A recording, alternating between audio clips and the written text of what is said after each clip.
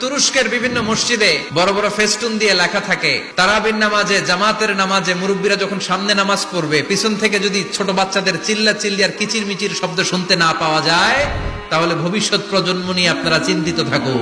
পিছনে যদি বাচ্চাদের হই হুল্লোড় না থাকে, চিল্লা ফাল্লা না থাকে, তার মানে নেক্সট জেনারেশন এগুলো মুসল্লি হবে না, এগুলো হবে টাকা। এজন্য এরা বিভিন্ন প্রজেক্ট চালু করেছে। 40 দিন টানা ফজরের নামাজ যে ছোট বাচ্চারা মসজিদে এসে পড়বে, ওই প্রজেক্টের আওতা থেকে একটা করে সাইকেল দিয়ে দেওয়া হচ্ছে। অনেক দেশে তারাবি পড়েছি রামাদানে, ছোট বাচ্চারা পিছনে অনেক কিচির মিচির করে, হঠাৎ অ্যানাউন্সমেন্ট দেয়, বাবা মারা ছেলে মেয়েদেরকে শান্ত করেন, কিছুক্ষণ শান্ত, 2 রাকাত পরে আবার চিল্লাচিল। এজন্য ছোট বাচ্চাদেরকে মসজিদ থেকে তাড়িয়ে দেওয়া যাবে, এদেরকেও নিয়ে যাবে। কুয়েতে আর একটা প্রজেক্ট করছে, দ্বিতীয় বিবাহ প্রকল্প।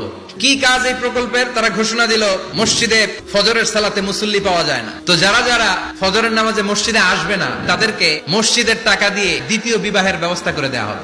এই ঘোষণা দেওয়ার পর থেকে ওই এলাকার কোন মহিলার তাহাজ্জুদ মিস হয় না।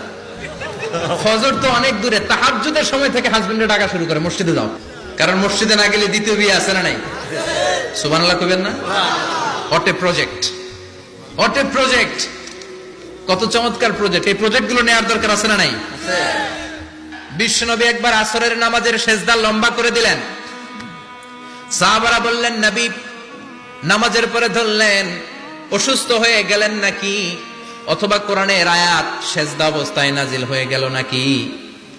আসরের সেজদা তো এত লম্বা করতে কখনো দেখি নাই রে নবী।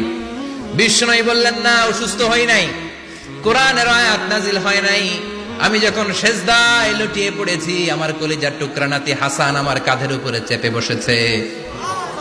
আমি যদি সেজদা থেকে মাথা উঠাই, হাসানের কষ্ট হয়ে যাবে, তাই আসরের একটা সেজদা আমি ইচ্ছা করেই লম্বা করে দিয়েছি। কি নবী ছিল, কি মায়া ছিল নাতিদের সাথে।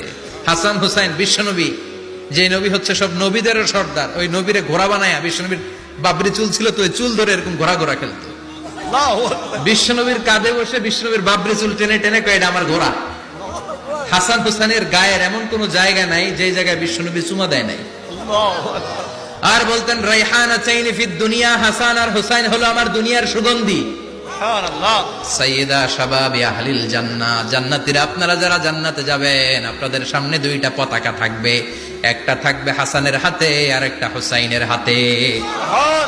বিশ্বনবী মসজিদে নববীতে জুমার খুতবা দিচ্ছেন, হঠাৎ হাসান আর হুসাইন লাল 2টা জামা পরে কাতারের মধ্যে দৌড়াদৌড়ি শুরু করলেন।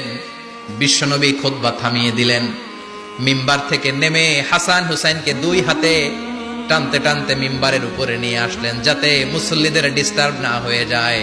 হাসানকে ডান হাতে ধরে, হুসাইনকে বা হাতে ধরে বাকি খুতবাটা বিশ্বনবী তখন শেষ করলেন। 500টা খুতবা দিয়েছেন। কয়টা? চিল্লায় বলেন কয়টা? আবার বিশ্বনবী জুমার খুতবা দিতে দাঁড়ালেন। এক সাহাবী এসে বসে বলল, বিশ্বনবী বললেন, কুম, দাঁড়াও, 2 রাকাত পড়ছো? সাহাবী কয়, না, পড়ি নাই। বিশ্বনবী বললেন, ইরকা রাকাতাইন, 2 রাকাত পড়ো। সাহাবী 2 রাকাত পড়া শুরু করলেন, বিশ্বনবী আবার খুতবা দেওয়া শুরু করলেন। খুতবার নিরবিচ্ছিন্নতাকে ভঙ্গ করে বিশ্বনবী তাকে দাঁড়াতে বললেন, 2 রাকাত নামাজ পড়তে বললেন। তার মানে খতিব সাহেব মন গড়া শুধু খুতবা দিয়ে যায় না, ডানে বায়ে কোথায় কি হচ্ছে সবকিছু নজরে রেখে, কন্ট্রোলে রেখে, সামাজিক সব সমস্যার কথাগুলো তুলে ধরে অসামাজিক কার্যকলাপের বিরুদ্ধে হুঙ্কার দিয়ে জুমার প্ল্যাটফর্মটাকে শক্তিশালী করাই হচ্ছে একজনের খতিবের দায়িত্ব। চিল্লায় কোন ঠিক কিনা?